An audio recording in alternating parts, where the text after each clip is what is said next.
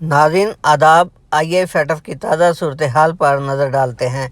नाज़रीन, खबर कुछ यूँ है कि जनरल कमर बाजवा साहब अपने डंडे के हमरा अमेरिका की डिप्टी चेयरपर्सन वेंडी शर्मा से मिलने चले गए हैं। अल्लाह करे बाजवा साहब का डंडा काम कर जाए और वेंडी शर्मा फैटफ को $1.2 बिलियन की इमदादी रकम देने पर मजबूर कर सके, ताकि पाकिस्तान में डॉलर किसी न किसी तरह ज़मीन बोस हो सके, वरना पाकिस्तान दो गहरे गढ़ों ग्रे लिस्ट और श्रीलंका जैसी बदहाली के दरमियान खड़ा नजर आता है। खुदा करे पाकिस्तान जल्द इस पोजीशन से बाहर निकल आए।